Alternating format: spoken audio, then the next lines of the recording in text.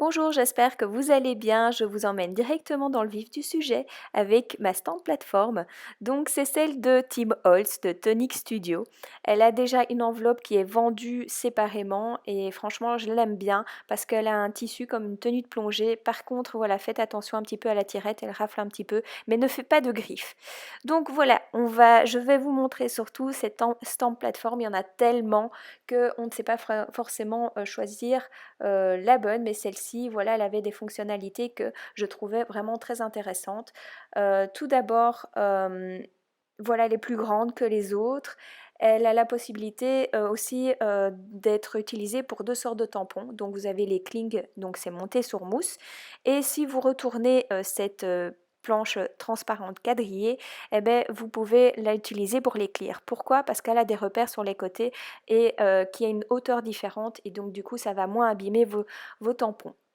Alors, elle est aussi graduée en centimètres, en inch, mais seulement que sur deux côtés parce que comme ça, elle laisse la place pour utiliser de grandes pages 30-30 et ça, c'est une des seules qui le faisait. Et donc voilà, quand vous avez envie de tamponner, vous tournez votre page comme vous souhaitez. Elle est vendue avec deux aimants et moi, j'ai racheté une paire d'aimants pour pouvoir être sûre que mon papier soit bien fixé à cette base aimantée et c'est ça aussi la particularité de cette planche et que j'utilisais avant aussi pour mon ancrage avec mes masques. Donc voilà pourquoi je vous ai montré juste avant le tapis aimanté et donc du coup ça vient de cette idée d'avoir ce tapis aimanté vient d'ici.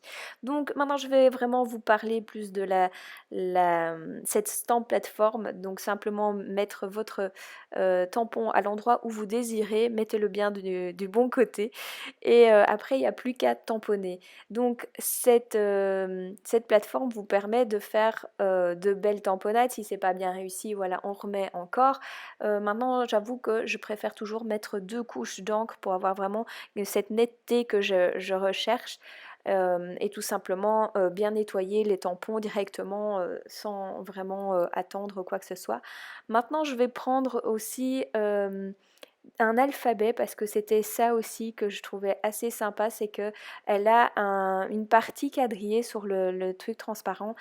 J'espère qu'on le verra bien à la vidéo. Donc je commence d'abord par mettre le hello que je voulais mettre, mais dans cet alphabet, il n'y a pas de L. Donc voilà pourquoi. Voilà, ici on voit vraiment de plus près, c'est bien, on le voit bien. Donc je suis assez contente.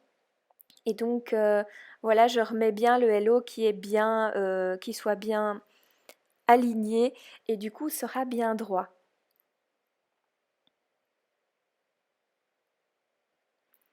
Voilà, je tamponne les trois premières lettres et après je vais continuer avec le L et le O pour terminer ce mot. Et donc du coup ça va me permettre vraiment d'avoir comme si j'avais fait qu'une seule tamponnade. Alors, je n'ai pas acheté que pour ça aussi, c'est que au fait, j'ai des tampons que j'ai envie de mettre plusieurs couleurs dessus et parfois ce n'est pas possible avec un tampon encreur de bien avoir des différents, enfin mettre différentes couleurs et donc ici je vais utiliser les marqueurs. Donc ici ce sont des Distress. Personnellement je vous les recommande pas forcément parce que à la vente j'ai vu qu'il y avait pas mal de marqueurs qui étaient défectueux et qui sont assez chers. Mais bon, voilà. Ici, je les avais eus dans une solderie, donc voilà, et j'en avais acheté un ou deux comme ça. Et du coup, ben, je les utilise. Mais voilà, c'était pas le but de la vidéo de vous dire de ne pas acheter ce genre de truc. Voilà, maintenant, peut-être c'est moi qui suis tombée vraiment sur des défectueux, mais voilà. Et ici, c'est vraiment quelque chose que j'aime bien, c'est que ce tampon qui vient de Carabelle. Au fait, ce sont des petits, allez, des petits colliers qui pendent comme ça et vraiment c'est la petite touche qu'il faut, c'est mettre des couleurs dans tous les sens et franchement vous pouvez refaire un aller-retour 36 000 fois s'il faut et donc du coup vraiment vous avez une création originale que je n'aurais jamais su faire avec un bloc acrylique. Voilà, la vidéo est finie. C'est déjà et je crois que c'est vraiment, la première fois que je fais si peu, en vidéo et donc je vous dis à une prochaine fois pour une prochaine vidéo. N'oubliez pas de mettre des petits pouces bleus et de vous abonner à ma chaîne si ce n'est pas fait. Bye!